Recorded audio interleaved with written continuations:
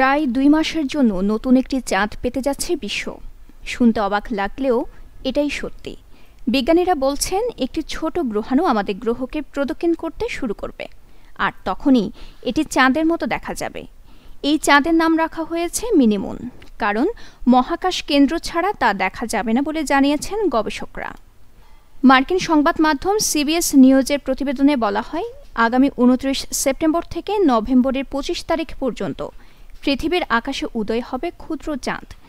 American astronomical সোসাইটির প্রকাশিত প্রতিবেদনে বলা হয়, ২০২৪ PT5 নামে একটি গ্রহাণু পৃথিবীকে অতিক্রম করবে সেপ্টেম্বরের শেষের দিকে।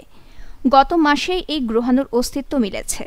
বিজ্ঞানীরা বলছেন, পৃথিবীর পাশ দিয়ে যাওয়ার সময়ে গ্রহাণুর একটি অংশ মহাকর্ষ বলের কারণে কক্ষপথে ঢুকে যাবে। তা পৃথিবীকে প্রদক্ষিণ করবে আগামী ২ মাস।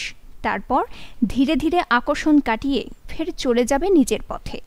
আর এই প্রদক্ষিণরত গ্রহাণুর অংশকে উপগ্রহ হিসেবে মনে করছেন বিজ্ঞানীরা। তুলনা করা হচ্ছে চাঁদের ছোট অংশের সঙ্গে।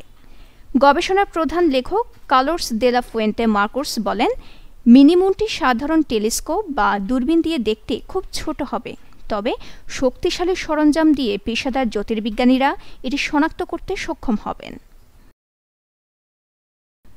নিউজ ডেস্ক, দৈনিক পূর্বকোণ।